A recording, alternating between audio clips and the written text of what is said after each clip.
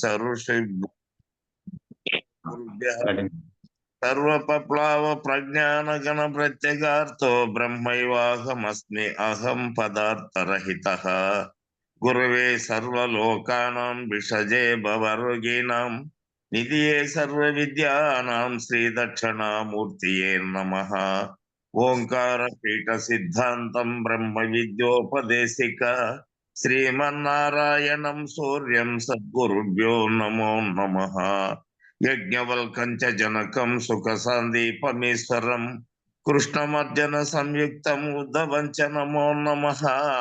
బ్రహ్మానంద యోగేంద్రం రామానంద జ్ఞానేశ్వరం సహజానంద యోగీశ రామావధూత గురుం భజామి. అంబికా శివయోగేంద్రం యోమన యోగి సద్గురం నిరంజన వెంకయ్యార్య తిరువెంగళ గురుం భజే. శ్రీధర స్వామి యోగేంద్రం శివరామైక్య దీక్షితం కంబాలూరియప్ప బ్రహ్మం సద్గురుభ్యో నమో నమః. పరశురామ సీతారామ భాగవత కృష్ణ యోగేన పేలుకాన లక్ష్మణార్య సద్గురుభ్యో నమో నమః. బృహద్వాదిష్ట సిద్ధాంతం పూర్ణబోధోపదేశిక శ్రీ వెంకటేశ్వర యోగీంద్రం సద్గురుభ్యో నమో నమః. ఆత్మానాత్మదయాతీతం అచల తత్వోపదేశిక శ్రీ వేమల రామయ్యార్య యోగేంద్రం సద్గురుభ్యో నమో నమః. ప్రణవాతీతమగమ్యం పరా ప్రకృతి రహితం పరమాచలోపదేశిక శ్రీ రాజయజ్ఞ గురుం భజే. శ్రీ బ్రహ్మ విద్యం అత్మతత్వోపదేశిక నాగయ్యార్య యోగేంద్రం సద్గురుభ్యో నమో నమః. ద్వయాత్మరహిత సిద్ధాంతం పరమ పురుష ప్రబోధక శ్రీ వివేకానంద సుబ్బయ్యార్య సద్గురుభ్యో నమో నమః. ద్వయాత్మరహిత సిద్ధాంతం పరిపూర్ణ బోధ విచారకం శ్రీ అద్వయానంద వెంకటరమణార్య గురుం భజే. జ్ఞానాజ్ఞాన ద్వయాతీతం పూర్ణ బ్రహ్మ విద్యోపదేశిక శ్రీ సత్యానంద కృష్ణారెడ్డార్య సద్గురుభ్యో నమో నమః. వేద వేదాంత సిద్ధాంతం పరిపూర్ణ బోధ విచారకం శ్రీ ఎరకతీతానంద ఎరకలప్పార్య గురుం భజే. అస్మద్గురు సమారంభం కృష్ణ సందీప మధ్యమం ఓంకార పీఠ పర్యంతం వందే గురు పరంపరం. జై బలో సద్గురు ప్రమరాజుకో. పూర్ణానంద పుల్లయ్య రాసుకోనిలే మీరు, పరంపర అంతా చెప్పినారు కానీ రాసుకోవాలి సమయ. ఈ ఈ పరంపర ఈ గ్రూప్ లో ఉండే వాళ్ళంతా ఆత్మానాత్మ అతీత మనుషము వేమలరామయ్య అయిపోతానే పూర్ణానంద పుల్లయ్య చెప్పాలి. మళ్ళా తర్వాత మీ గురువులు అన్ని లాస్ట్ లో చెప్పాలి. ఓకే సార్, అట్లే కాదు సార్. సరే సరే రాసుకో. జై గురు. జై గురు. జై గురు. వీడు చేసుకోండి అప్ప అందరూ. జై గురు. జై గురమ్మ. జై జై గురు. జై గురు. వీడు చేసుకోండి.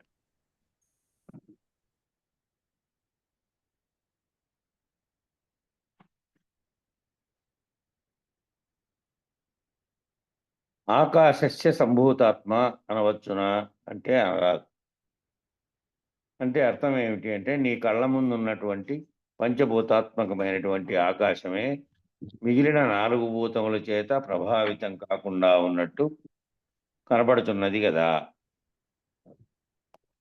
నిన్న ముగిసినది ఏంటంటే ఆత్మ శరీరంలో ఉండి నడిపిస్తూ ఉన్నప్పటికీ ఆకాశం ఏ విధంగా వీటిని అంటకుండా పంచభూతాలకు ఆస్కారం ఇచ్చిందో అట్లా అది ఆకాశం ఏ విధంగా వర్షం మేఘాల వలన ఏర్పడినప్పటికీ అది తడపడకుండా ఏ విధంగా ఉందో శరీరంలో ఆత్మ ప్రత్యేకంగా ఆ విధంగా ఉంది, దీంటితో అంటకుండా సంగమించకుండా ఉంది అని చెప్పడానికి చెప్పారు. నిన్నటి పేర ముగిసింది అక్కడ.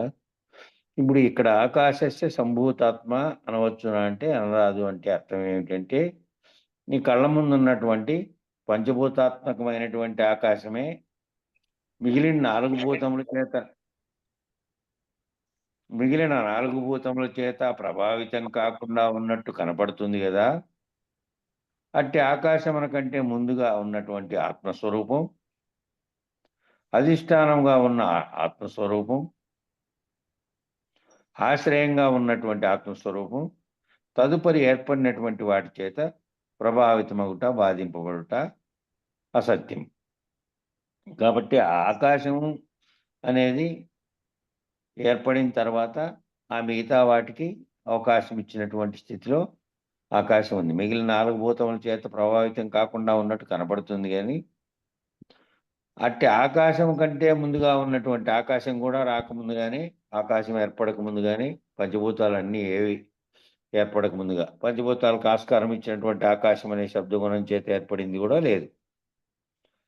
అట్టి ఓంకారాత్మకంగా శబ్దం వచ్చే శబ్దంలోంచి మిగిలిన తన్మాత్రలన్నీ ఒకదానికోటి కలిసి అవి గుణాలతో కూడి కార్యరూపం ధరించిన తర్వాత ఏర్పడినటువంటివి అన్నీ కూడా లేవు అప్పటికి.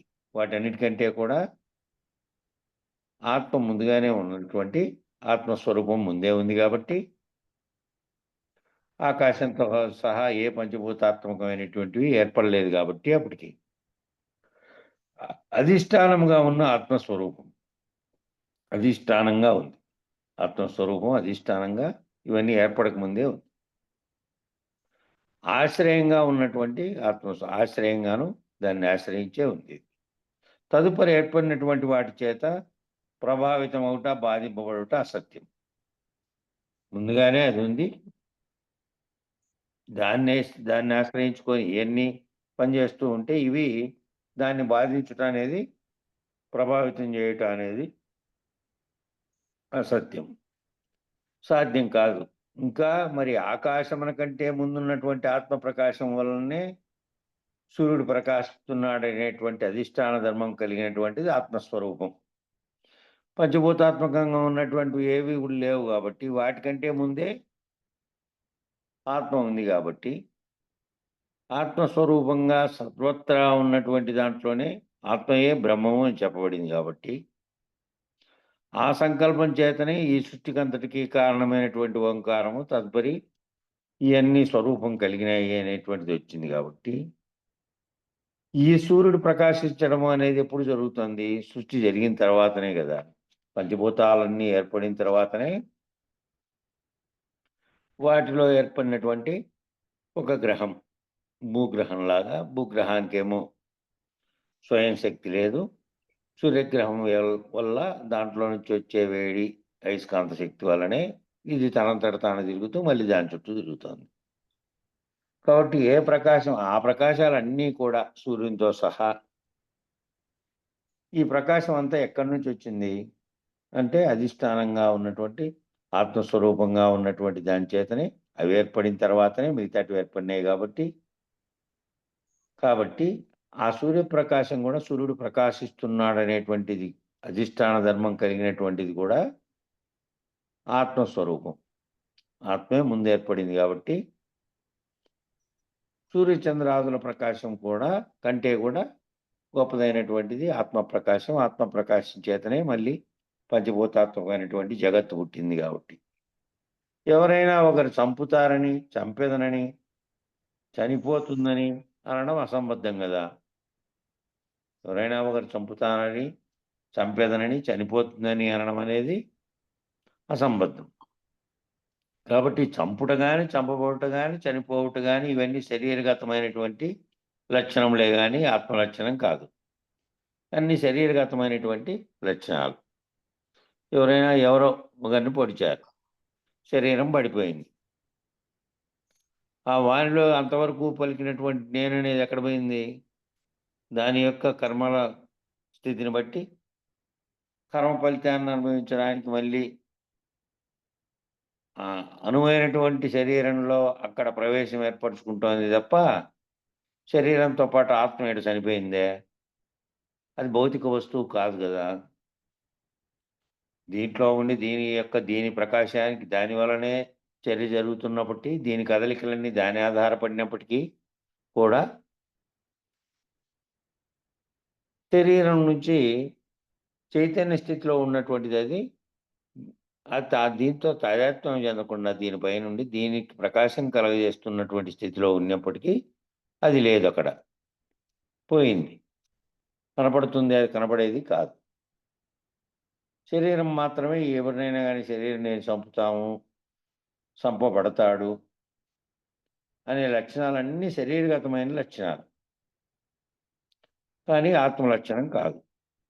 ఇట్టి ఆత్మలక్షణమును తప్పక మానవులందరూ పూర్తిగా శ్రవణ మనన నిధిధ్యాసయుక్తంగా చక్కగా అనుశీలనం చేయవలసినటువంటి అవసరం ఉంది. ఈ ఆత్మ లక్షణాలని మానవులంతా కూడా పూర్తిగా శ్రవణం చేసి, అంటే విని మననం చేసి మళ్ళీ దాన్ని మననం చేసుకొని నిధిధ్యాసయుక్తంగా అంటే దీన్ని ఒక నిధిలా దాచుకుంటే, అంటే ఎప్పుడు గుర్తొచ్చినా కూడా నేనేటి స్వరూపం అనేది గుర్తుంటానే వెంటనే నేనేమిటి అంటే నేను చైతన్య స్వరూపంగా ఉన్నటువంటి ఆత్మస్వరూపంలో ఉన్నటువంటిది నేనుగా భావిస్తున్నటువంటి, నా శరీరంగా భావిస్తున్నటువంటి దానికి అధిష్టానంగా ఉండి నడిపిస్తున్నటువంటి ఆత్మస్వరూపంగా ఉన్నాను. శరీరంగా ఉన్నటువంటిది నేనని భ్రమిస్తున్నాను తప్ప నేను దీంట్లో ఈ ఆవరణలోనే ఉన్నప్పటికీ నేను కాదు. నేను వేరే, నేను సాక్షిత్వ రూపంలో ఉన్నటువంటి శరీరం యొక్క సర్వ అవస్థల్ని, సర్వ స్థితుల్ని తెలుసుకోగలుగుతున్నటువంటి స్థితిలో ఉన్నటువంటి ఆత్మ అనేటువంటి స్థితిలో దాని స్వరూపాన్ని గుర్తిరిగి మననం చేసి నిధిధ్యాసగా పెట్టుకొని ఎప్పుడూ కూడా గుర్తుకు వస్తానే, ఆలోచన చేస్తానే, ఎప్పుడూ అది నిరంతరం కనుక మెదులుతూ ఉంటే దీనితో తాదాత్మ్యం చెంది దీని యొక్క విషయాల నుంచి కొంతవరకు మెల్లిగా బయటపడి ఆత్మస్వరూపంగా, ఆత్మలక్షణంగా తన స్వరూప జ్ఞానం ఎరిగిండేవాడు ఇక మహావాక్య విచారణ చేత నువ్వు అదే అయి ఉన్నావు అని చెప్పినటువంటి వాక్యాన్ని కూడా సులభంగా గ్రహించగలుగుతాడు. తత్వమసి వాక్యంలో నేను వీడియో పెట్టానంటే దాంట్లో ఆయన కూడా చెప్పాడు. తత్వమసి అనే దాంట్లో చెప్పినటువంటిది ఏంటంటే దట్ ఈజ్ యూ అని పలికాడు ఆయన ఇంగ్లీష్లో నేను చెప్పిన వీడియోలో. అది నువ్వేను, ఏదైతే సృష్టికి కారణమైన బ్రహ్మముగా చెప్పబడినటువంటి అది ఆత్మగా భావించబడుతున్నటువంటి నువ్వేను అనే మాట కూడా దాంట్లో చెప్పాడు. తత్వమసి వాక్యం చెప్పాడు. అది మీరు విని ప్రత్యేకంగా కాకపోయినా ఊరికే పెట్టుకొని చూడండి. దాంట్లో స్వరూపాలను వివరించినప్పుడు ఆయా వేదాన్ని ఆయా వాటిని చెప్పినప్పుడు వాటిని ఇంగ్లీష్లోనే పలికి చెప్పాడు ఆయన ఆ వీడియో, నిన్న చెప్పిన వీడియో గురించి. కాబట్టి ఇదంతా మననం చేసుకొని మనసులో నిధిగా పెట్టుకొని ఆత్మస్వరూపంగా ఉన్నటువంటి దాన్ని నేను అనే భావనతో నిరంతరము ఆ శరీర భావన పోయి నేను బ్రహ్మను అనే దాన్ని స్థిరపడాలి అంటే ముందు దీన్ని తెలుసుకొని ఈ భావనలో ఉండాలి. ముందు మనం నిధిధ్యాసయుక్తంగా ఉండాలి. చక్కగా అనుశీలించవలసిన దీన్ని అనుశీలించడం అంటే అనుసరించి దీన్నే మనసులో నిధిగా పెట్టుకోవడం. ఒకవేళ ఈ ఆత్మలక్షణకు వ్యతిరేకంగా నీకు ఎప్పుడైనా తోచినట్టయితే అప్పుడు శరీరగత ధర్మములను ఆశ్రయించావు అనేటువంటి నిర్ణయాన్ని నువ్వు పొందాలి. ఒకవేళ ఆత్మలక్షణాలకు వ్యతిరేకంగా నీకు ఎప్పుడైనా ఏం దోచినా కూడా అవన్నీ ఏంటివి అంటే శరీరగత ధర్మాలను శరీరగతమైనటువంటి శరీరానికి సంబంధించినటువంటివన్నీ అవి. దాని ధర్మాలు ఏంటివి? శరీరానికి ఫలానాది కావాలని తినాలని కోరిక పుట్టింది. శరీరానికి గతంలో అనుభవించినటువంటి ఏదైనా ఉంటే దాని యొక్క వాసన ఉండి దాని పట్ల మళ్ళా ఆసక్తి కలిగించింది. శరీరం ఏదైనా సుఖాన్ని పొందినా దుఃఖాన్ని పొందినా దానికి సంబంధించినటువంటి గుర్తులు మనసులోకి వచ్చి బాధించడం కానీ, దుఃఖించడం కానీ, ఆనందించడం కానీ ఏదైనా అవి మళ్ళీ వచ్చి మళ్ళీ వాటి వైపు కనుక నీకు అట్లాంటివన్నీ తోచినాయి అంటే అవన్నీ శరీరగతమైనటువంటి ధర్మాలను ఆశ్రయించినావు అనే నిర్ణయాన్ని నువ్వు పొందాలి. ఇవన్నీ కూడా శరీరగతమైనటువంటి లక్షణాలు. అవి తోచినప్పుడల్లా కూడా నువ్వు భావించాల్సింది ఏంటంటే నేను ఆత్మస్వరూపంగా ఉన్నాను. శరీరగతమైన లక్షణాలతో తాదాత్మ్యం చెందకుండా ఉంటే ద్వంద్వములైనటువంటి సుఖదుఖాలకు అతీతంగా ఉన్నటువంటి శరీరము అనే లక్షణాలు కాకుండా ఉన్నటువంటి చైతన్య స్వరూపంలో ఉండేటువంటి ఆత్మను నేను, ఆ స్థితిలో నేను అనగానే నేననేది అదేను అనే భావన నిర్ణయాన్ని నువ్వు పొందాలి అంటే ఈ శరీరగతమైనటువంటి ధర్మాలని, శరీరగతమైనటువంటి లక్షణాలను నీకెప్పుడు తోచినా కూడా ఆ తోచినటువంటి దాంట్లో అది గుర్తుపెట్టుకోవాలి. అది మన నిధిధ్యాసగా ఉండాలది. నువ్వు చైతన్య స్వరూపము అనేది. ఏ భావంలోనైనా, ఏ ఆలోచనలో అయినా ఈ శరీర ధర్మం ఏమిటి? ఈ ఆత్మధర్మం ఆ ఆత్మధర్మం ఏమిటి? అని చక్కగా విచారణ చేసి శరీరం యొక్క ధర్మం ఏమిటి? ఆత్మ యొక్క ధర్మం ఏమిటి? అనేదాన్ని చక్కగా విచారణ చేసి శరీర ధర్మాలన్నీ చెప్పుకుంటూ వచ్చాడు. నశించేది అదే, పుట్టేది అదే శరీరం అనేది. పరిణామాలు చెందింది బాలుడుగా పుట్టి అనే 4 రకాలైనటువంటి 4 స్థితులను పొందింది. బాల్యము, యవ్వనము, కౌమారము, వార్ధక్యము. మళ్ళా ఆఖరుకు క్షీణించి నశించింది. ఈ లక్షణాలు దానికున్నాయి. రూపనామక్రియలన్నీ దానివే. ఈ ఆత్మ ఆ విధంగా లేదు. దీనికి రూపం ప్రత్యేకంగా లేదు. ఇది పుట్టదు, ఇది నశించదు. ఇది సర్వజగత్తుకు కారణమైనదిగా ఉండి మళ్ళా అనేకం భౌతిగా ఏర్పడిన తర్వాత ఆయా వాటిల్లో ఉన్నప్పటికీ అది శాశ్వతత్వంతో ఉంది. దీంట్లోనే ఉన్నప్పటికీ, దీనికి అధిష్టానంగా ఉన్నప్పటికీ, దీని ఆవరణగా ఉన్నప్పటికీ, దీనితో తాదాత్మ్యం చెందకుండా ఆకాశం ఏ విధంగా ఉన్నప్పటికీ కూడా దాంట్లో జరిగే చర్యలన్నీ కూడా ఆ శూన్య ప్రదేశము, ఆ ప్రదేశంలో అవకాశం ఇచ్చింది ఇవన్నీ ఉండడానికి అనుకోండి. మిగతాటువంటి పంచభూతాత్మకమైనవి అవన్నీ వాటి చర్యలు చేస్తూ ఉన్నప్పటికీ అది తటస్థంగా ఏ విధంగా ఉందో ఆ విధంగా అని విచారణ చేసి శరీర ధర్మాలు ఆ విధంగా ఉంటే ఆత్మధర్మము చైతన్య స్వరూపంగా ఉండి వీటికన్నిటికీ ఎంటకుండా ఉన్నటువంటి స్థితిలో ఉందనేది ఆశ్రయించి ఆత్మభావమును ముందు ఏం చేసుకోవాలి అంటే ఆత్మభావాన్ని ముందు స్థిరంగా నిలబడి ఉండటమే సాధకులకు అత్యావశ్యకమైనది.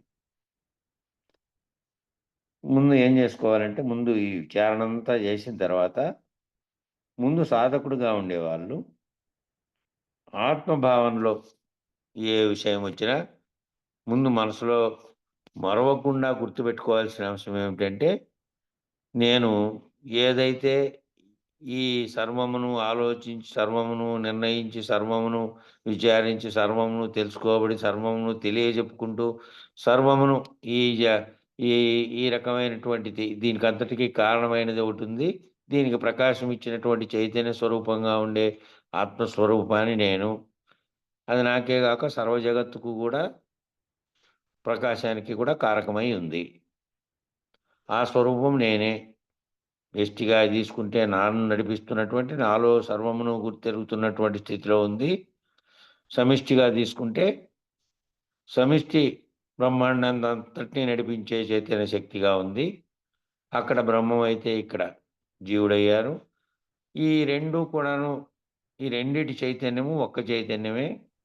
ఆ ఒక్క చైతన్యమే సమిష్టిని కలగజేసింది, వ్యష్టిని కలగజేసింది అనేటువంటి దాంట్లో అత్యంత ఆవశ్యకతంగా దాన్ని ఆ స్థిరత్వంగా దాన్ని పొందడం ముఖ్యమైనది. ఎందుకు అంటే ఆ భావం నిరంతరము ఉండాలి, దాంట్లో మెదులుతూ ఉండాలి. సాధకుడుగా ఉన్నవానికి, సాధకుడు అనేవాడుకు ఆత్మభావం నందు స్థిరంగా నిలబడి ఉండాలి అంటే ఈ విచారణ ద్వారా తెలుసుకున్నటువంటి విషయం అంతా మననం చేసుకొని మళ్ళీ దాన్ని నిధిధ్యాసగా పెట్టుకొని ఎప్పుడు భావించినా కూడా అదే గుర్తు రావాలి. కాబట్టి ఆత్మ ఎవరిని చంపుటా లేదు, చచ్చుటా లేదు. కాబట్టి ఎవరైనా చనిపోయారు అంటే అర్థం ఏమిటంటే వారి శరీరం మాత్రమే చనిపోయిందని. ఎవరైనా కూడా ఈ విధమైనవన్నీ జరుగుతున్నాయంటే అవి ఎందుకు, ఏ విధంగాను అంటే ఎవరైనా ఎవరిని చంపుటా లేదు, చచ్చుటా లేదు. ఆత్మ వేరే వాళ్ళని ఎవరిని చంపదు, చచ్చుటా లేదు. ఈ రెండు శరీరగతమైనటువంటి ధర్మాలు కాబట్టి ఎవరైనా చనిపోయారు అంటే అర్థం ఏమిటంటే వారి శరీరం మాత్రమే చనిపోయింది. వారు చనిపోయే అవకాశం లేదు. ఈ రకమైనటువంటి సత్యాన్ని మానవులు నిర్ణయాత్మకంగా గ్రహించవలసినటువంటి అవసరం ఉన్నది. శరీర ధర్మంగా ఉన్నటువంటి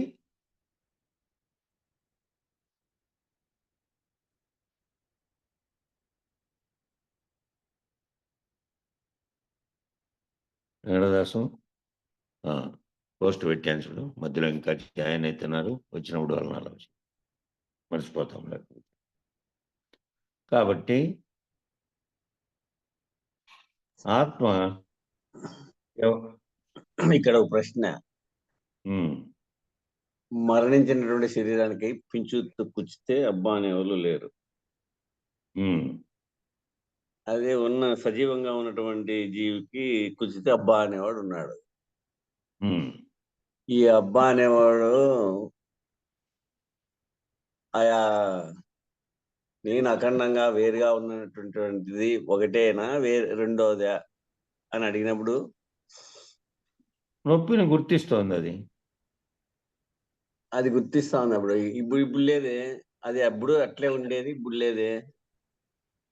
ఇప్పుడు లేదంటే శరీరంలో మరణించిన తర్వాత ప్రాణం ఉండి ఆవరణ రూపంలో ఉన్నప్పుడు దాంట్లో ఉన్నటువంటి దాన్ని గుర్తెరిగేకి దాన్ని వీడిపోయింది. శరీరములో ఎప్పుడైతే ప్రాణం పోయిందో సర్వగతంగా ఉన్నటువంటి దాంట్లో నుంచినే శరీరంలో ఉన్నటువంటి ప్రాణము అనేది ఉంటే ఆ శరీరాన్ని ఆవరణగా చేసుకున్నటువంటి వ్యష్టి ఆత్మ దాన్ని గుర్తెరుగుతూ ఉంది.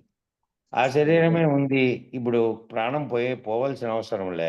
మూర్ఛలో ఉన్నవానికి పినిసుత్తో గుచ్చారు, తెలియదు కదా అప్పుడు కూడా, అప్పుడు ఇంకా ఉంది. అందుకే మన పెద్దలు కృష్ణదేశికులు మరణము, సుషుప్తి, మూర్ఛ, సమాధి సమానము అని చెప్పాడు. అది దాంట్లో ఉన్న ఈడు వేరుగా ఉన్నాడు.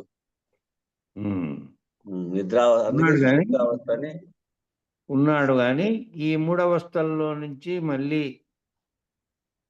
కోమాకు పోయిండే వ్యక్తి, మూర్ఛలేకి పోయిండే వ్యక్తి, మరుపులేకి పోయిన వ్యక్తి, నిద్రలేకి పోయిన వ్యక్తి అనుకో. నిద్రలేకి పోయిండే వానికి వెంటనే కూర్చుతానే మెలకు వచ్చేస్తుంది. మరుపులేకి పోయిండే వ్యక్తికి కూడా ఏదో గుచ్చుకుందనేది వెంటనే మరుపులో ఎక్కడో తాదాత్మ్యం చెందినడానికి సమాధి స్థితిలో తెలియబడుతోంది. నిద్ర లేకపోయిండే వ్యక్తి ఏం జరుగుతుందో తెలుసుకోలేకపోయినప్పటికీ కూర్చున్నారనుకో నువ్వు అన్నట్టు నెప్తిలేకి వస్తాడు, మెలకువలేకి వస్తాడు. మూడవస్థల్లో ఈ అవస్థల్లో ఉన్నప్పుడు ఏం జరుగుతోంది, ఎందుకు వస్తున్నాడు అంటే ప్రాణం కేవలము ఏమిటిగా ఉంది అంటే అంతఃచేతనగా ఉంటి కూడా ఇది ఏమిగా ఉంది అంటే సుప్త చేతన అవస్థగా ఉంది. నేను చెప్పిరే సస్పెన్షన్ అనేది తాత్కాలికంగా విరమించబడి ఉంది అంతే, మొత్తంగా విరమించబడి కాదు.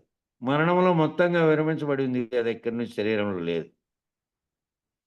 ఏదైతే గుర్తెరుగుతుందో అది అక్కడ తాత్కాలిక విరమణలో ఉంది కాబట్టి కూర్చున్నప్పుడు, నిద్రలో ఉన్నప్పుడు, మరుపులో ఉన్నప్పుడు, సమాధిలో ఉన్నప్పుడు గుర్తొస్తోంది. మరి కోమాలో ఉన్నప్పుడు కూర్చుతే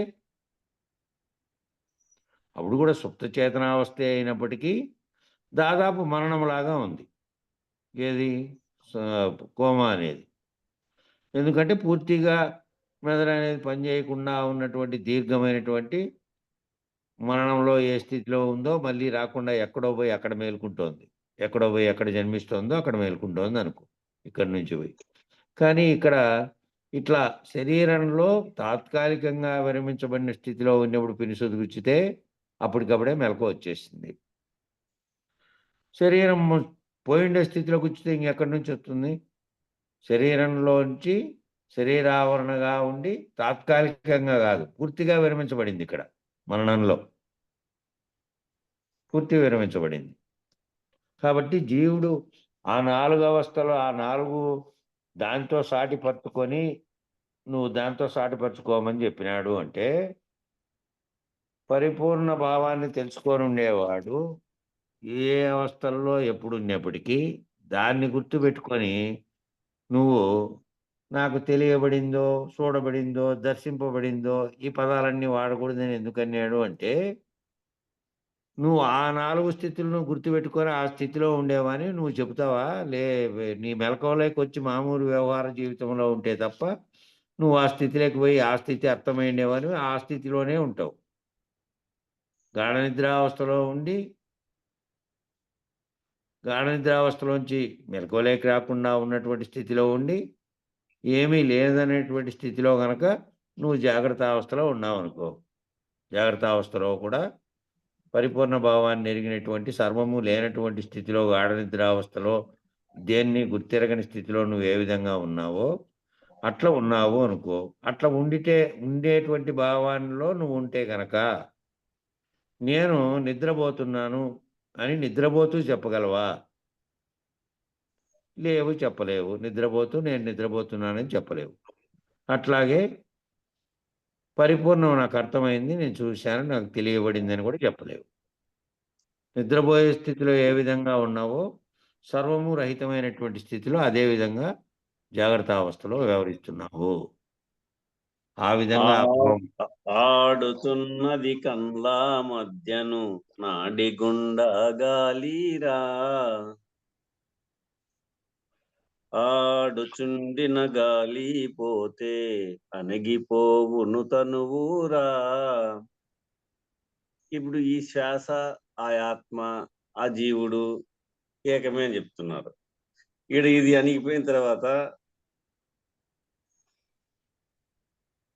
మళ్ళా ఎక్కడుంది?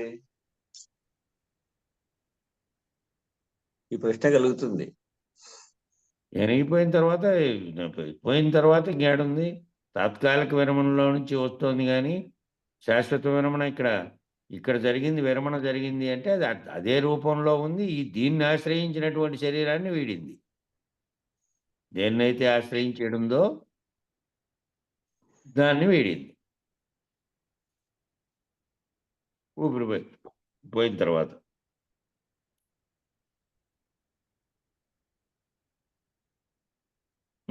కింద విచారణలో వస్తుంది. వచ్చినప్పుడు కాబట్టి ఏమైందంటే వాళ్ళు శరీరం మాత్రమే చనిపోయింది. వారు చనిపోయే అవకాశం లేదు. ఏదైతే నేనని గుర్తిస్తూ ఉన్నిందో అది దాంట్లో నుంచి ప్రాణం పోయిన తర్వాత విరమించబడి ఉంది కాబట్టి నిద్రలో ఉన్నట్టు, సమాధి స్థితిలో, ఇతర స్థితుల్లో ఉన్నట్టు తాత్కాలిక విరమణ కాదు కాబట్టి, తాత్కాలిక విరమణలో మళ్ళీ మెలకు వచ్చే అవకాశం ఉంది కాబట్టి, దీంట్లో నుంచి వచ్చే అవకాశమే లేదు కాబట్టి శరీరం చనిపోయింది. ఈ రకమైనటువంటి శరీరంలోంచి అది అట్లాగే ఉంది. ఎక్కడ విశ్వవ్యాప్తమై ఉన్నటువంటి చైతన్య స్థితిలో ఉన్నటువంటి స్థితిలో అట్లే ఉంది. వస్తురూపకంగా ఉండేది కాదు కాబట్టి, దీన్ని అంటి పెట్టుకొని ఇతర అవయవాలలాగా కాదు కాబట్టి అవన్నీ పనిచేయకుండానే దాంట్లో నుంచి ఏముంది? గాలి పోయింది. గాలి పోతున్నది కనపడుతోందా? గాలి పోయేది కనపడలే కదా. ఊపిరి ఆడుతుందంటే చేయి పెట్టి చూస్తున్నాం, అప్పుడు దాకా గాలి ఆడింది తప్ప పోయింది ఇంకా అని. పోయేటప్పుడు కనపడుతోందే? ఆ విధంగా పోయింది. పోయినటువంటి తర్వాత ఇంక మళ్ళీ అది ఏ విధంగా ఈ శరీరం పోయింది అనే సత్యాన్ని గ్రహించి, శరీరం మాత్రమే పోయింది, శాశ్వతమైనటువంటిది ఒకటి పోలే, అది మళ్ళీ దానికి అనుగుణమైనటువంటి సంచిత కర్మలను బట్టి ఎత్తుకునే పోయింది. ఈ రకమైనటువంటి సత్యాన్ని మానవులు నిర్ణయాత్మకంగా గ్రహించవలసినటువంటి అవసరం ఉన్నది. ఈ సత్యాన్ని మానవులు అనేవాళ్ళు నిర్ణయాత్మకంగా గ్రహించవలసిన అవసరం ఉంది. నిర్ణయాత్మకంగా గ్రహించవలసిన అవసరం అంటే అది ఇందాక పైనంతా వివరించారే. సత్యం రెండిటి యొక్క భేదము, ఆ నిత్యానిత్య వస్తు వివేకం తెలిసిన తర్వాత నీ ఆత్మస్వరూపంగా ఉన్నటువంటి భావాన్ని మాత్రమే ఎప్పుడు కూడా నేను ఆ స్థితిలో ఉన్నాననేది గుర్తుపెట్టుకొని శరీరగతమైనటువంటి ఏవైనా కానీ వచ్చినా కూడా ఇవన్నీ శరీరగతమైనటువంటి గుర్తులుగా నాకు ఆలోచనలోకి వస్తున్నాయి అనేటువంటి భావనతో శరీరగతమైనటువంటివి ఇవి అనేది గుర్తుకు రావాలి ఇప్పుడు. అప్పుడు శరీరంతో తాదాత్మ్యం చెందకుండా శరీరానికి వచ్చేటువంటి సుఖదుఖాదులతో సహా ఇతరంగా వస్తున్నటువంటివన్నీ శరీర భావనతో ఉండి ఆ ద్వంద్వ భావనలకు దూరంగా ఉండే నేనే సాక్షిగా ఉన్నటువంటి బ్రహ్మమును నేనే అనేటటువంటి ఆత్మస్థితిని కనుక్కొని ఆ స్థితిలో నిలకడ చెందే కోసం నువ్వు ఆ విధంగా ఉండాలి అని చెప్పారు. ఈ రకమైన సత్యాన్ని మానవులు నిర్ణయాత్మకంగా గ్రహించిన వారు అట్లుంటారు అని అట్లా గ్రహించాల్సిన అవసరం ఉంది మానవులంతా. అంతాను అంటే ఎవరైతే తనను తాను విచారించి తెలుసుకోవాలనుకుంటున్నారో వాళ్ళు. మిగిలిన వాళ్ళు దాన్ని పట్టకుండా జగత్తు సత్యము నిత్యమని దాంట్లోనే ఉండేవాళ్ళు ఇంక సర్వద్వందములతోనూ ఉంటారు. కష్ట నష్టాలతో సుఖదుఖాలతో శరీరమే నేను, కనపడుతున్నటువంటి జగత్తంతా నాదే, నేనున్నాను, దాన్ని విశ్వసిస్తున్నాను అనే స్థితిలో ఉండేవాళ్ళు ఇంక అదే జగత్తునే నమ్మి ఉంటారు కాబట్టి వాళ్ళకిలే. మిగిలిన వాళ్ళందరూ కూడా సాధకులుగా ఉన్న వాళ్ళందరూ కూడా ఈ సత్యాన్ని తెలుసుకొని వాళ్ళు ఈ రకమైన స్థితిలో ఉండాలి. నిర్ణయాత్మకంగా గ్రహించవలసినటువంటి అవసరం ఇదే. ఇలా గ్రహించుకున్న తర్వాత నీ నిజ జీవితంలో నువ్వు ఈ ఆత్మభావనలో నిలకడ చెంది ఉండటం అనేది అతి ముఖ్యమైనటువంటిది. ఆ విధంగా నిత్యానిత్య వస్తు వివేకం తెలుసుకున్న తర్వాత నేనంటే ఏంది అనే విషయాన్ని రూఢీపరుచుకున్న తర్వాత నీ నిజ జీవితంలో నువ్వు వ్యవహారంలో జీవించేటప్పుడు కూడా ఈ విచారణ క్లాస్ అయిపోయి మళ్ళా మామూలు వ్యవహార జీవితంలో ఉన్నప్పుడు కూడా గుర్తుపెట్టుకోవాల్సింది ఏంటంటే ఆత్మభావనలో నిలకడ చెంది ఉండటము అనేది అతి ముఖ్యమైనటువంటిది. నేను ఆత్మస్వరూపంగా ఉన్నటువంటి ఆ చైతన్యం చేతనే ఈ సర్వమును చేస్తూ ఉన్నా, ఇవన్నిటిని భావిస్తూ ఉన్నా. ఈ మిగిలినటువంటి శరీరంగా చేస్తున్నటువంటి వ్యవహారములన్నీ కూడాను శరీరానికి సంబంధించి చేస్తున్నటువంటివి. అవన్నీ వాటి కర్మానుసారంగా కర్తవ్య నిర్వహణ చేస్తున్నప్పటికీ నేను దాన్ని గనక అంటకుండా ఉంటే, నేను కర్తను కాకుండా ఉంటే కర్మ యొక్క ఫలితాలను నేను అనుభవించాల్సిన పని లేదు. సమిష్టి యొక్క కర్మలోంచి భాగంగా అది బింబ చైతన్యంగా ఉంటే నేను ప్రతిబింబ చైతన్యంగా ఉండి వ్యవహరిస్తున్నాను అనేటువంటి స్థితిలో నువ్వు అంటకుండా ముట్టకుండా ఉన్నటువంటి స్థితిలో ఉండాలి. వ్యవహారికం లేకపోయిన తర్వాత కూడా ఈ భావంతో నిలకడ చెంది ఉండాలి అని చెప్తున్నాడు. నిజ జీవితంలో నువ్వు ఆత్మభావనలో నిలకడ చెంది ఉండటం అనేది అతి ముఖ్యమైనటువంటిది. ఎందుకనంటే ఇంద్రియములతో ఇంద్రియార్థములతో విషయములతో కూడుకున్నటువంటి భావములే కలుగుతూ ఉంటాయి. ఇంకా వ్యవహార జీవితం లేకపోయిన తర్వాత ఒక గంట తర్వాత నీ పనుల్లోకి ఏవైతే పోతున్నావో అవన్నీ ఏమవుతున్నాయి అంటే అవి ఇంద్రియాలతో, ఆ ఇంద్రియాలకు సంబంధించినటువంటి ఇంద్రియార్థములతో దానికి సంబంధించినటువంటి పనులు ఏవైతే ఉన్నాయో ఆ విషయాలతోనే కూడుకొని ఉన్నటువంటి భావనలే కలుగుతూ ఆ పనులు చేసేకి పోయినావు కాబట్టి ఆయా పనులు కలిగినప్పుడు ఆయా భావనలు వస్తూ ఉంటాయి. వస్తూ ఉన్నప్పుడు ఆయా పనులు నిర్దేశించినవన్నీ వ్యవహారిక జీవితానికి శరీరానికి సంబంధించినవి. నాలో ఉన్నటువంటి ఆత్మస్వరూపంగా ఉన్నటువంటిది దాని సాక్షిత్వంగా ఉన్నది. సాక్షిత్వంగా ఉన్నప్పటికీ ఉండి ఈ చేస్తున్న వ్యవహారం అంతటికీ కూడా వ్యవహారం అంతా చేస్తుండేది సమిష్టిగా జరుగుతున్నటువంటి కర్మలోనే నేను వ్యష్టిగా చేస్తున్నటువంటి కర్తవ్య నిర్వహణగా నేను భావిస్తే నేననేటువంటి అహంకారంతో నేను చేస్తున్నాననేటువంటి కర్తవ్యాన్ని కర్తగా నీ మీద వేసుకోకుండా చేస్తే అప్పుడు లేకుండా ఉంటుంది. కానీ అట్లా లేకుండా మిగతా పనులు లేకపోతానే ఆ ఇంద్రియార్థములైనటువంటి ఇంద్రియములతో విషయములతో కూడుకున్నటువంటి భావనలే కలుగుతూ ఉంటాయి. కాబట్టి ఆ భావనల్లో కలిగినప్పటికీ దాంట్లో నుంచి గుర్తెరుగుతూ ఉండి కూడా దాంతో సంగమించకుండా ఉండాలి. అది గుర్తెరుగుతూ ఉన్నా కూడా దానితో జరుగుతుంది. ఏమ్మా మ్యూట్ చేసుకోండి. మాది వీటు పెట్టిండేది అయితే వీటు పెట్టి కనపల్ల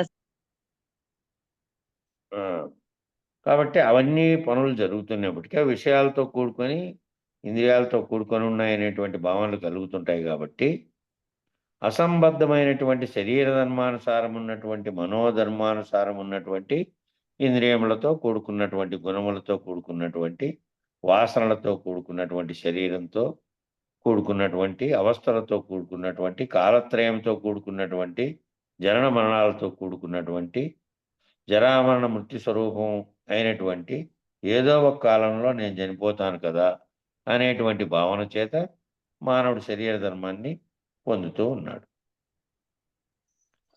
కాబట్టి అసంబద్ధమైనటువంటి శరీర ధర్మానుసారము శరీరం యొక్క ధర్మాన్ని బట్టి శరీరం ధర్మాన్ని బట్టే తాను వ్యవహరిస్తూ మనోధర్మానుసారం శరీరంలో ఉన్నటువంటి ఇతర ఇంద్రియాలలాగా మనసు బుద్ధి చిత్తం అనే అహంకారం అనేటువంటి అంతరేంద్రియము దాన్ని కూడుకొని ఆ అంతరేంద్రియంలో గుణములతో కూడుకొని మళ్ళీ వాసనలతో కూడుకొని ఏ వాసనలు అయితే నువ్వు అనుభవించగా శరీరం చేత అనుభవించి శరీరంతో గుర్తుపెట్టుకొని ఉన్నావో ఆ వాసనలతో కూడుకొని శరీరంతో కూడుకున్నటువంటి అవస్థలతో శరీరానికి ఏర్పడుతున్నటువంటి 3 అవస్థలు ఏర్పడుతున్నాయి కదా.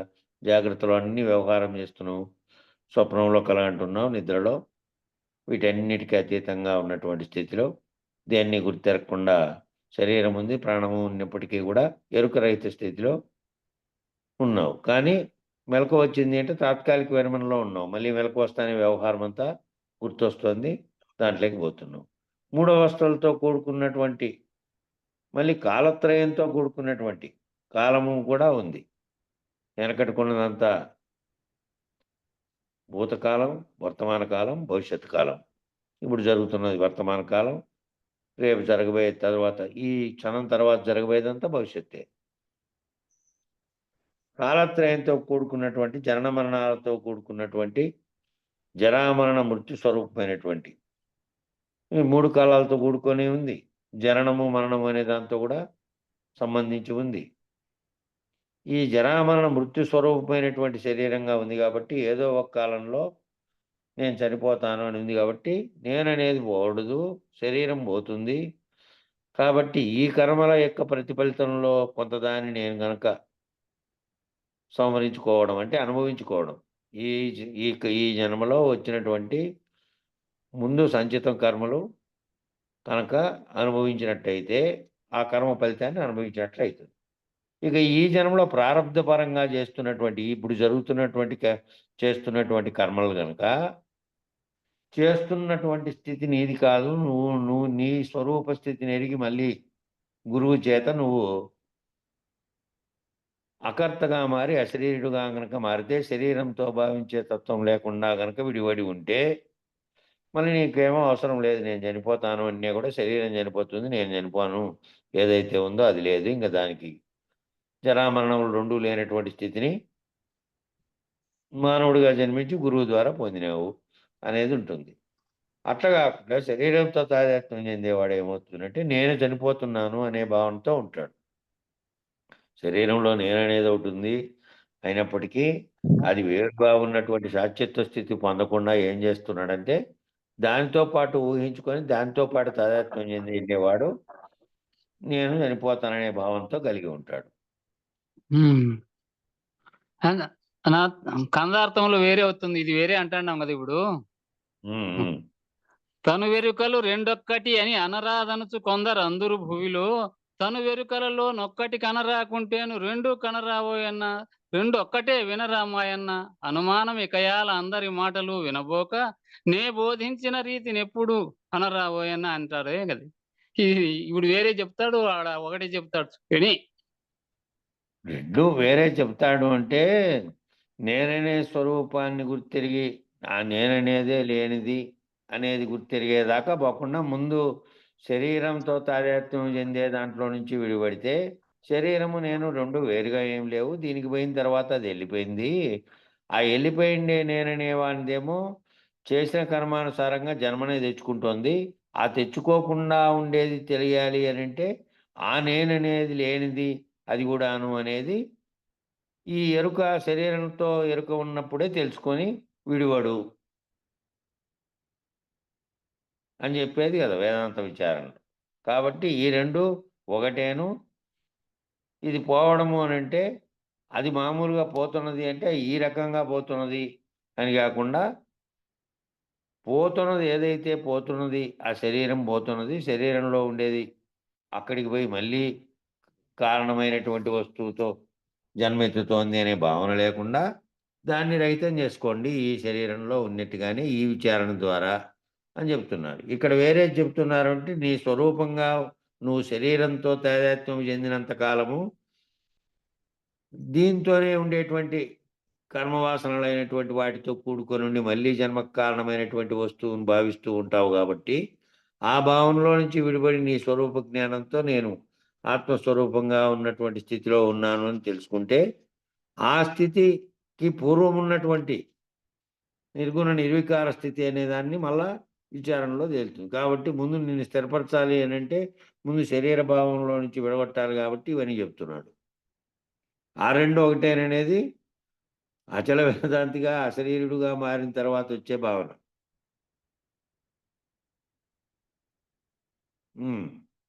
చెప్పన్నా.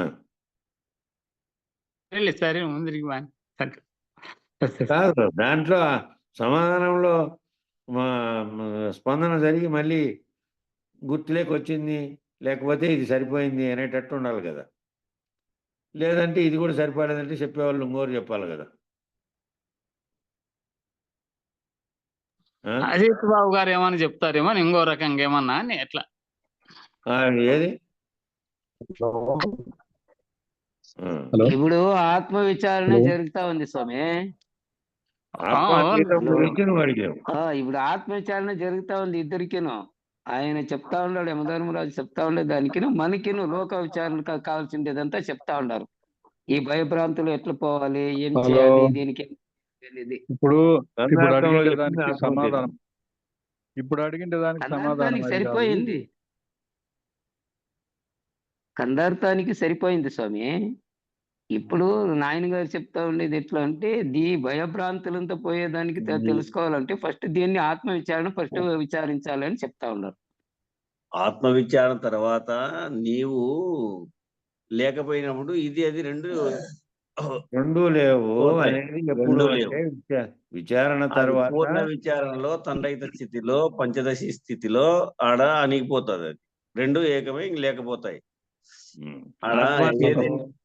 ఇది రెండు పోల్చిన పనిలే. ఆ ఒక్కటి పోతే ఇది పోతుంది అనమాట. ఆ ఒక్కటిని విచారిస్తాను. నేను పోవాలా?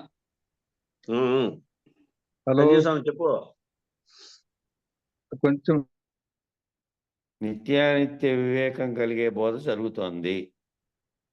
ఆ బోధ తర్వాత అది కూడా దానికి అతీతమైన బోధ వచ్చినప్పుడు ఇంకా అది కూడా పోతుంది. సంజీవ్ స్వామి ఏదో చెప్తాడు, చెప్పండి.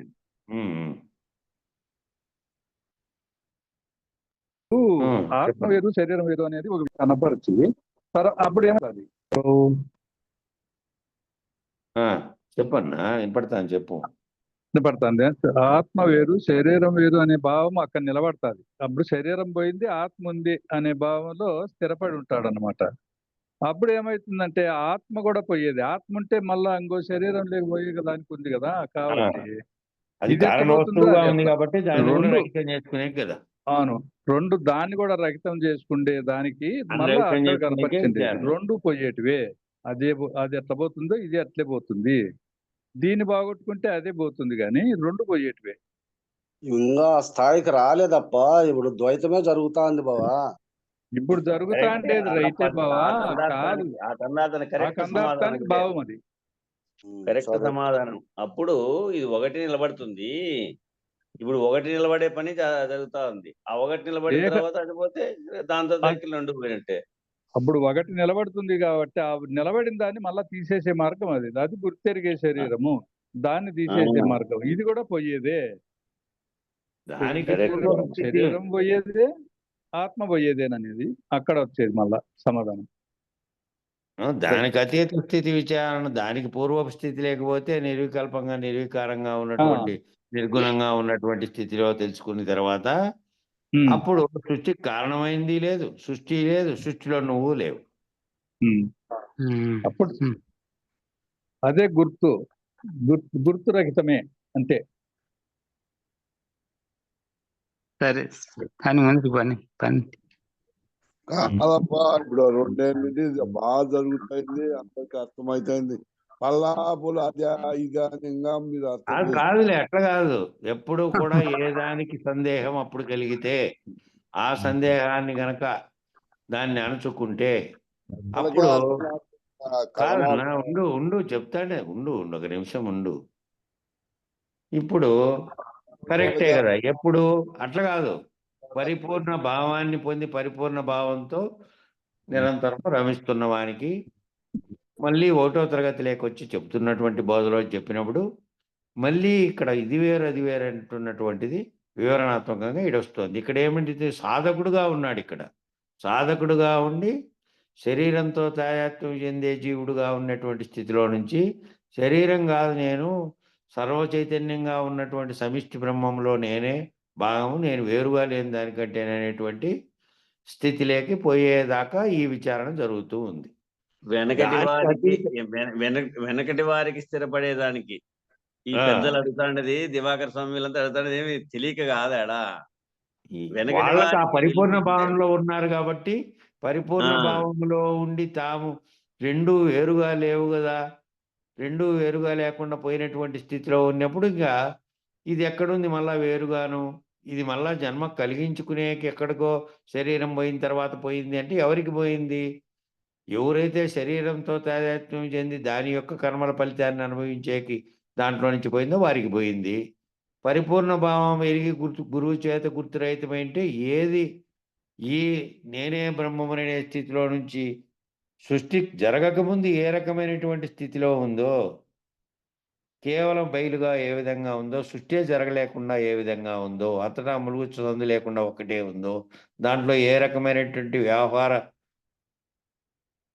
సృష్టి జరగకుండానే ఉందో, అప్పట్లో జీవులే లేవో, దాంట్లో ఏదైతే గుర్తెరుగుతుందో కారణమైనటువంటి ఆత్మ అనేది ఇంకా పుట్టక ముందు ఉన్నటువంటి స్థితి ఏదైతే ఉందో అప్పటికి లేదు. కాబట్టి ఆత్మ లేదు, ఇది లేదు, ఈ రెండిటికి కారణమైనటువంటి వస్తువు నీకు కలగడానికి కారణమైనటువంటి సంకల్పం అనేది ఏదైతే ఉందో అదే నీకు నిత్యము గుర్తింపజేస్తూ ఉంది.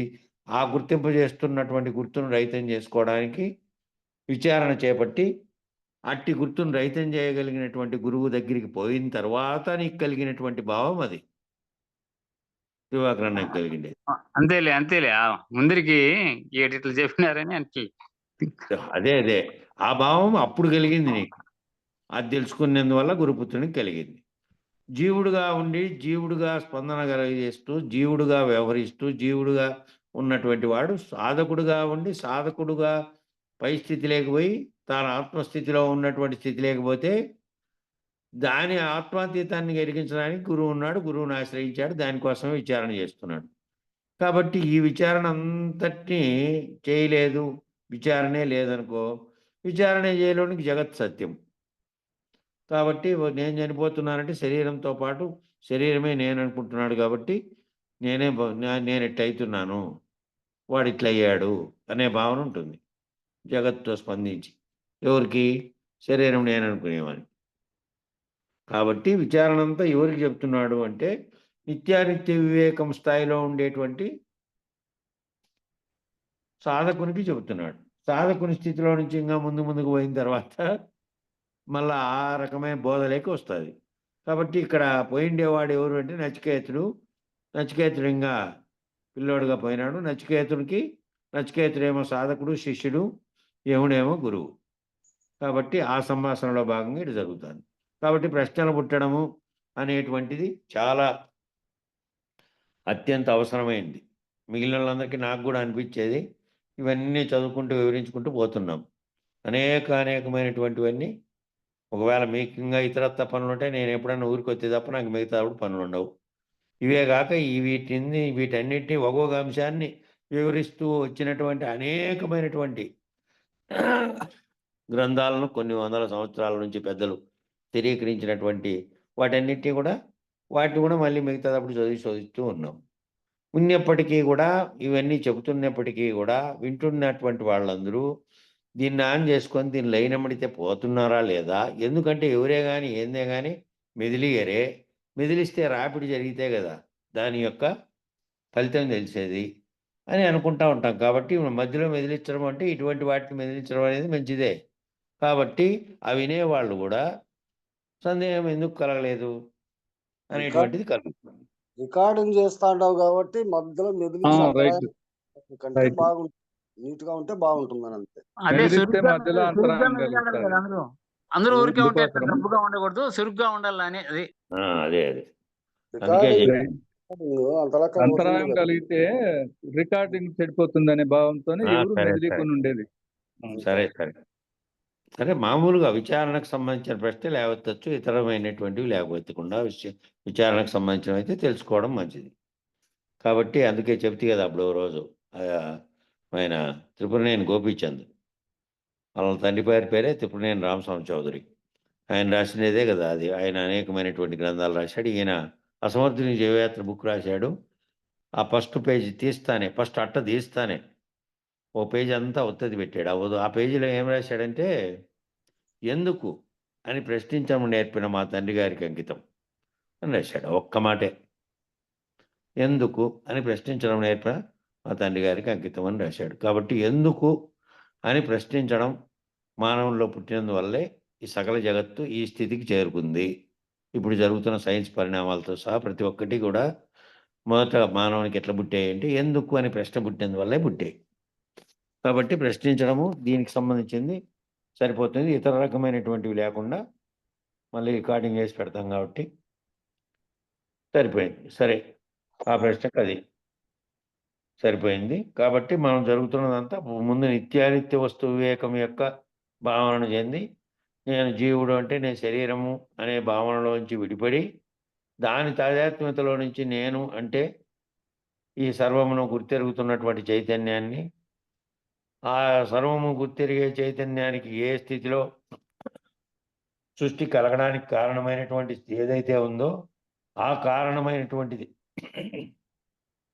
దానికి ఈ సృష్టి కంటే అతీతంగా ఉన్నటువంటి సృష్టి కలగడానికి కూడా కారణమైనటువంటి స్థితిలో ఉన్నటువంటి ఆత్మస్వరూపంగా ఉండే చైతన్యాన్ని నిర్ధారించి, నేను అనేది ఎప్పుడు ఆ భావనలో ఉండడానికి దాన్ని స్థిరీకరించి ఆ భావనలో ఉంటే అప్పుడు నేనంటే నేను బ్రహ్మమునే అనేటువంటి స్థితిలో నిరంతరం గుర్తెరుగుతాడు.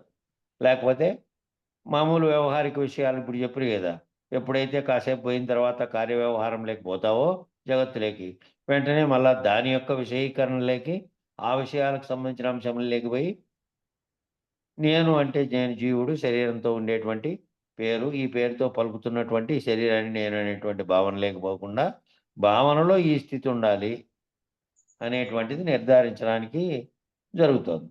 ఆ స్థాయిలోనే ఉంది విచారణ. కాబట్టి ఆ కాలత్రయంతో కూడుకున్నటువంటి జనన మరణాలతో కూడుకున్నటువంటి జరామరణ మృత్యు స్వరూపమైనటువంటి స్థితిలో ఏదో ఒక కాలంలో నేను చనిపోతాను అనే భావన ఎవరిలో ఉంది అంటే, ఆ భావన చేత మానవుడు శరీర ధర్మాన్ని పొందుతున్నాడు. ఆ భావన చేతనే మానవుడు ఏం చేస్తున్నాడంటే శరీర ధర్మంతో ఉంటున్నాడు, శరీరమే నేను అనుకుంటున్నాడు. కాబట్టి దాని యొక్క కర్మ ఫలితాలని అనుభవించడానికి మళ్ళీ పోయి అది చైతన్యం ఇంకో శరీరాన్ని తగిలించుకుంటూ అది అట్లాగే ఉంటే ఇది ఇక్కడ పోతూ ఉంది.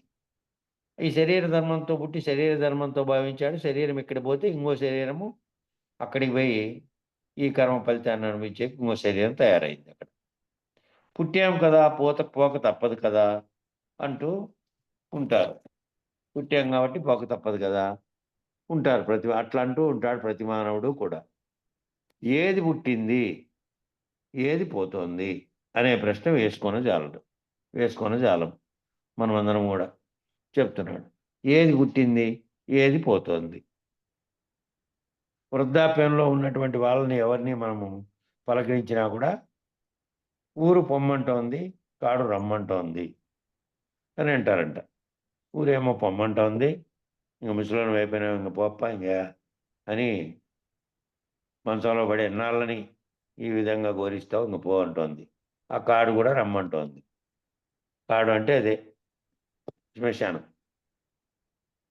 అది రమ్మంటోంది, ఇది పొమ్మంటోంది అని ఏంటికంటారు అంటే, వాళ్ళు ఏది పుట్టింది ఏది పోతోంది, ఏది శరీరము ఏది శరీరానికి అతీతంగా ఉంది అనేటువంటి విచారణతో వాళ్ళకి పని లేదు కాబట్టి వాళ్ళ స్థితిలో విచారణ జరిపిన సాధకుడైతే ఏది పుట్టింది ఏది పోతుంది అనే ప్రశ్న కలుగుతుంది. మామూలుగా ఉండేవానికైతే శరీరం పుట్టింది శరీరం పోతుంది అదే నేను అనేటువంటి భావన ఉంటుంది. వచ్చాము కదా ఏదో ఓ రోజుకి పోవాలి కదా అంటూ ఉంటారు. వచ్చినాము ఏదో ఓ రోజుకి పోవాలి. ఎప్పుడూ మరణం యొక్క సంగతిని మృత్యు యొక్క సంగతిని స్మరిస్తూ ఉంటారు. ఇంకా స్టేజ్లోకి పోయిన తర్వాత ఏం చేస్తారు? దీనికి కారణమైనది ఏంది అని విచారించేకి ఇంక లేదు. వయసు ఏమో అయిపోయాయి, మంచంలో పడే స్థితి ఏమైపోయాయి. ఈ విచారణ అంతే ఆ ఆలోచన అప్పటికేది కలగాలి కదా. ఆ ఆలోచన అంటే ఎటువంటి కలగాలి కదా. ఆ స్థితిలో నరసింహ శతకంలో ఓ పద్యం ఉంది. నరసింహ శతకంలో ఆ పద్యం ఏంటంటే, ఈ వాత పిత్త రోగాలన్నీ నన్ను కమ్మి నేను భావించే స్థితిలో ఉంటానో లేదో స్వామి, నేను ఆ మంచంలో పడేప్పుడు నిన్ను తలుచుకుంటానో లేదో. కాబట్టి అప్పుడు అసలు ఏమిటి తిక్కంతా ఏమొచ్చింటుందో మెదల్లోకి ఆ స్థితిలో నాకు. కాబట్టి సర్వరోగములు నాపైకి ఎక్కి నేను తలుచుకోలేని స్థితిలో నిన్ను తలుచుకుంటానో లేదో, ఇప్పుడే నువ్వు నిన్ను తలుచుకుంటున్నా స్వామి అని చెప్పి ముక్కుంటాడు నరసింహ శతకంలో. నాటికిప్పుడే చేసేదా నీదు నామ భజన అని వస్తుంది. పైకి గుర్తు లేదు అది. అదే నరసింహ శతకం నామ భజన ఇప్పుడే చేస్తా స్వామి నీకు నామ భజన అని ఇట్లా వస్తుంది అనేది ఊహించిండేవాడు అట్లా అంటున్నాడు అనుకో. ఈ మామూలు వ్యక్తి ఏమనుకుంటున్నాడు? మంచంలో పడినప్పటి నుంచి ఇంకా దగ్గరికి వస్తాను ఇదే ఆలోచన ఉంటుంది. దగ్గరికి వస్తుంది, అవును అది శరీర ధర్మం. దగ్గరికి వచ్చేది ఆ దాకా దగ్గరికి వచ్చి నువ్వు మంచంలో పడేదాకా ఉన్నావు. కొందరికి వారి కర్మానుసారం పిల్లప్పటి నుంచి జరుగుతూనే ఉన్నాయి కదా. బాలునిగా మృత్యువు జరుగుతుంది, బాలుడుగా అన్ని దశల్లో కూడా ఎప్పుడు అశాశ్వతంగా ఎప్పుడు పుట్టినప్పుడే స్థిరమైపోయింది. పుట్టినప్పుడే స్థిరం ఏమిటి? శరీరం అనేది మరణిస్తుంది అనేది పుట్టినప్పుడే స్థిరం అయిపోయినట్టే. దాని యొక్క విచారించిన వానికి తెలుసు అది పుట్టినప్పుడే స్థిరమైపోయింది. పుట్టిన ప్రజ్ఞానికి ఉంటుంది మరణం అనేది. రోజుకి ఏమనుకుంటాడు ఇంకా అంటే, వచ్చాము కదా ఏదో రోజు పోవాలి కదా. ఎప్పుడు మరణం యొక్క సంగతిని మృత్యు సంగతిని స్మరిస్తూ ఉంటాడు. శరీర త్యాగం చేస్తున్నాను, శరీరాన్ని ఉపయోగించుకున్నాను, శరీరం అనే గృహాన్ని ఉపయోగించుకున్నాను, శరీరం అనే ఆశ్రయాన్ని ఉపయోగించుకున్న ఇన్నాళ్ళు, శరీరం అనే వస్త్రాన్ని ధరించాను, శరీరం అనేటువంటి పనిముట్టును వాడుకున్నాను, దాంతో ఉపాసన తీరింది కాబట్టి విసర్జిస్తున్నాను. నేను సర్వకాల సర్వావస్థల యందును సర్వదా నేను ఎల్లకాలము ఉన్నవాడను. నేననేది ఎన్నో ధరించి ఎన్నో లక్షల జన్మల్లో అనేక భౌతికమైనటువంటి రూపాలు కలిగినటువంటి అనేక శరీరాలను ధరించి మానవులుగానే కాక అనేక జీవరాశుల్లో ఉన్నటువంటి ఆయా కర్మానుసారం ధరిస్తూ వస్తూ ఉన్నటువంటి నేననేది శాశ్వతంగా అలాగే వస్తుంది. వచ్చి ఒక్కోసారి ఒక్కో రకమైనటువంటి భావన చెంది ఆ భావన చెందినట్టుగా ఆ శరీరాన్ని పొంది ఆ శరీరం యొక్క అనుభూతులన్నిటినీ ఆ శరీరంలో ఉండి అనుభవిస్తున్నాను తప్ప నేననే దాన్ని ఎప్పుడూ ఉండి ఈ శరీరంలోకి చేరుకొని ఉన్నాను అంతే తప్ప శరీర త్యాగం చేస్తున్నాను, ఆ శరీరాన్ని వదిలేస్తున్నాను. నేననే దాన్ని ఏదైతే దీన్ని తీసుకొచ్చుకున్నానో దాన్ని వదిలేస్తున్నాను. శరీరం అనే వస్త్రాన్ని ధరించిన దాన్ని వదిలేస్తున్నాను. పనిముట్టును వాడుకున్న శరీరం అనే దాన్ని ఆ పనిముట్టును వాడుకున్నాను. దాంతో ఉపాసన తీరింది. దాన్నే ఉపాసించే ఇన్నాళ్ళు శరీరమే నేనని పుట్టినప్పటి నుంచి పోయే వరకు దాంతోనే ఉపాసన చేశాను. కాబట్టి దాన్ని విసర్జిస్తున్నాను. నేను సర్వకాల సర్వావస్థల యందును అంటే అన్ని కాలాల్లోనూ అన్ని అవస్థల్లో సర్వదా నేను ఎల్లకాలము ఉన్నవాడిని. ఎవరు? నేననేటువంటి భావించేవాడిని. ఈ శరీరమే అప్పుడు మధ్యలోకి వచ్చింది, దీన్ని పొందా, దీన్ని తీసుకున్నా, పనిముట్టుగా వాడుకున్నా, దీంట్లో అన్ని అవస్థలని పొందా, దీంట్లో వచ్చినటువంటివన్నిటిని అనుభవించి ఉన్నటువంటి శరీరంతో పనిముట్టుగా ఉన్నటువంటి శరీరంలో ఆవరణగా ఉన్నటువంటి శరీరంలో నేను మాత్రం ఏ మార్పు లేనివాడను. నేను ఏ మార్పు లేకుండా ఉన్నా. మళ్ళీ పోయి దాని కర్మానుసారం ఇంకో దాన్ని తగిలించుకుంటూ ఉన్నా. దీన్ని ఇక్కడ విసర్జిస్తున్నా. అట్లా నేను ఏ మార్పు లేనివాడుగా నేనున్నాను అని చెందాలి అంటే శరీర భావన పోయినటువంటి స్థితిలో నువ్వు ఉండాలి. నేను శరీరమా, ఈ శరీరం పనిముట్టుగా ఉందా, దీంట్లో నేను ఎల్లకాలం ఉన్నానా, ఇట్లా అనేక జన్మల నుంచి వచ్చానా, అనేక జన్మల్లో ఉన్నటువంటి శరీరాలను ధరించానా లేదా, ఈ విచారణే ఇదంతా.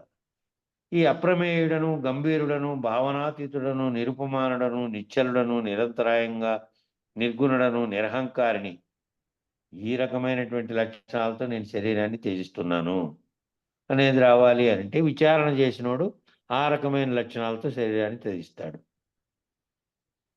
ఎట్లా పరిపూర్ణుడుగా ఉన్నటువంటి వాడు నిరహంకారుడుగా, నిర్గుణుడుగా, నిశ్చలుడుగా అయిపోయిండే, నిరుపమానంగా అయిపోయిండే వాడికి ఇంకా శరీరం త్యజించబడుతోంది. నేను కాదు, నేనంటూ శరీరం అనేటువంటి దాంతో నేను తాదాత్మ్యం చెందకుండా అతీతంగా ఉంటూ నేనుగా ఉన్నటువంటిది కూడా లేదు.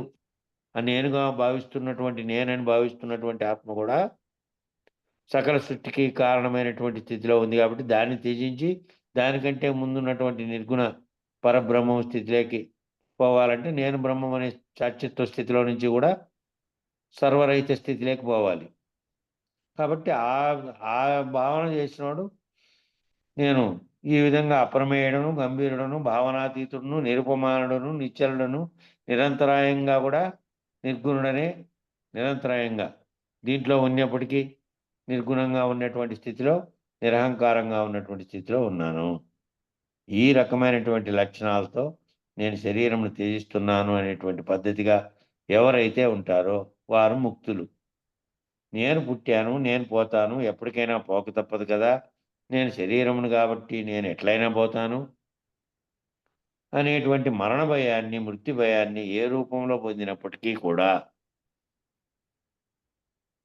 అతడు బద్ధుడై ఉన్నట్టు దానికి, శరీరం అనే భావాన్ని. చాలామందికి చాలా రకాలైన భయాలు ఉంటాయి. భయం అనేటువంటి స్పర్శ, భయము అనేటువంటి స్పర్శ ఏ రూపంలో నీకు తగిలినప్పటికీ, ఏ రూపంలో నీకు తగిలినా భయం అనే స్పర్శ ఏ రూపంలో, ఏ భయము లేదు. నీ కళ్ళ ముందరే చూస్తూ ఉన్నావు కదా, కోట్ల మంది ఏ రకమైన స్థితిలో ఉన్నప్పటికీ, వాళ్ళు ఏ రకమైనటువంటి ధనవంతులుగా ఉన్నప్పటికీ, ఏ పదవిలో ఉన్నప్పటికీ శరీరము అని కలిగిండే వాళ్ళందరూ నీ కళ్ళ ముందే చూస్తూ ఉన్నావు. వాళ్ళందరూ కూడా అది పోవడం అనేది జరుగుతుంది కాబట్టి దాని గురించి భయపడాల్సిన పనే లేదు. ఎప్పుడు పోయిందో, ఎందుకు పోయిందో, ఎందుకు వచ్చి నువ్వు దానికి అతీతంగా భావించే వారికి దాని భయమే, దాని స్పందనే లేదు. ఈ క్షణంలో మాట్లాడుతూ వింటూ కూర్చొని ఉండి అట్లాగే ఊపిరిపోయిన స్థితి కూడా ఉండొచ్చు. కాబట్టి దాని గురించిన చింతనే అవసరం లేదు. దాని చింతన లేకుండా దానికంటే ముందు ఈ చింతన చేసి నువ్వు ఈ భావనాపరంగా ఈ పైన చెప్పిరే ఇందాక అటువంటి స్థితిలో కనుక నువ్వు భావనాపరమైన లక్షణాలతో ఇందాక చెప్పినటువంటి ఏ మార్పు లేనివాడును, అప్రమేయంగా ఉన్నవాడును, గంభీరుడును, భావనాతీతుణ్ణి, ఈ భావన అంతా ఎప్పుడు పుట్టింది, ఎరుక పుట్టిన తర్వాతనే జగత్తు, దాంట్లో నువ్వు పుట్టిన తర్వాతనే పుట్టింది. దానికంటే ముందున్న స్థితిలో ఏదీ లేదు. ఏది లేనటువంటి స్థితిలో ఉన్నటువంటి దాంతో ఉండేటువంటి వాడిని నేను, నిర్గుణుణ్ణి, నిరంతరాయంగా నిర్గుణ్ణి, నిరహంకారిని అనేటువంటి ఉండేటువంటి వాడుకు ఏ భయము లేదు. ఇంక పోతుంది, ఎప్పుడైనా పోని, ఇంక దాని గురించి భయమే లేదు. అన్ని భయములను కూడా ఆ మృత్యు భయము ప్రాణభీతి యొక్క ప్రతిబింబంలే. అన్ని రకాలైనటువంటి ఇతర భయాలు, వేరే రకమైన భయాలు ఉంటాయప్ప. ఊరికే ఎవడో ఉలిక్కి పలిచ్చాడు గోడవతలుండి, వెంటనే భయం కలిగింది. ఒక కరెంటు వైర్ కానుకొని పోయినావు, ఆ షాక్ కొడితే ఏమైనా భయం కలిగింది. దారిలో పోతున్నావు, గడ్డిలో నడుస్తుంటే ఏదో పాముంటుందేమో అనే భయం ఉంది. ఈ సర్వ భయాలన్నీ కూడా దేని నుంచి పుట్టాయి అంటే మృత్యువు అనే భయము. ఈ మృత్యు భయం అనేటువంటి ప్రాణభీతి, నా ప్రాణం పోతుందేమో అనేటువంటి భయం యొక్క ప్రతిబింబాలు అవన్నీ. ఒక భయానికి ఇతర భయాలన్నీ కూడా అద్దంలో కనిపించిన ప్రతిబింబాలు. నువ్వు చూసుకుంటే అద్దంలో నీ ప్రతిబింబం ఎట్లా కనపడిందో అట్లా మృత్యు భయం అనే ఒక భయానికి ఆ భయము చూసుకుంటే, అద్దంలోకి చూసుకుంటే కనపడేటువంటి ప్రతిబింబాలలాగా ఈ మిగతా భయాలన్నీ కూడా దాని నుంచి పుట్టినవే. వేదాంత తత్వ విచారణ యందు ప్రథమ ప్రయోజనం ఏమిటంటే అభయము, భయరహిత స్థితికి చేరుకుంటావు. ఎందుకని అంటే చంపేవాడేవాడు, సచ్చేవాడేవాడు. చంపేవాడు లేడు, సచ్చేవాడు లేడు. కాబట్టి వేదాంత విచారణలో నువ్వు ఏం ప్రయోజనం పొందుతావు? తత్వ విచారణలో ప్రథమ ప్రయోజనం అంటే ముందు భయం లేదు. ఏం భయం లేదంటే నేను చచ్చేది లేదు, ఇంకోటి చంపేది లేదు అనే భయము. నిర్భయంగా ఉండేటువంటి భయరహిత స్థితికి చేరుకోవడానికే విచారణ అంతా. కాబట్టి నువ్వు భయరహితునివి. అభయం పొందడానికే, భయము లేనటువంటి అభయం పొందడానికే వేదాంత తత్వ విచారణలో ప్రథమ ప్రయోజనం అదే. కాబట్టి దానికనే వచ్చినావు దీంట్లోకి. కాబట్టి ఏమి ఏర్పడాలి అంటే భయరహిత స్థితిలో చచ్చేది లేదు, పుట్టేది లేదు, ఎవడు చంపేవాడు, ఎవడు చచ్చేవాడు అనే భావనలోకి రావాలి. ఆ పేరు అయిపోయింది. వాటికి మంగళం చెప్పండి.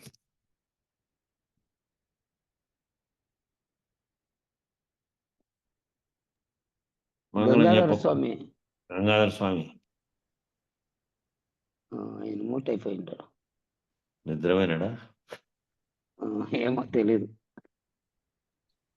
జయ గంగాధర జయ స్వామి. జయం. ఉమ్. చెప్పండి స్వామి గారు. చెప్పండి. ఎవరెవరు? దివాకర్ స్వామి చెప్పండి మీరే. దివాకర్ బాబా మంగళం గురుదేవాయ మహనీయ గుణాత్మనే సర్వలోక శరణ్యాయ సాధురూపాయ మంగళం. జై సద్గురు ప్రభు మహారాజుకు జై, గురు పరంపరముకు జై. జై జై గురు. అందరికి జై గురు. జై గురున్న. అందరికీ జై గురుదేవ్. జై గురుదేవ్. జై గురు స్వామి. జై గురు. జై గురు నాన్న. జై జై గురమ్మ. జై గురు. జై గురు స్వామి. అందరికీ జై గురు స్వామి. జై గురమ్మ. అందరికి జై గురు. జై గురు స్వామి. జై గురు. జై గురు స్వామి. జై గురు. ఉండు, రికార్డింగ్ ఆఫ్ చేసి లేదు.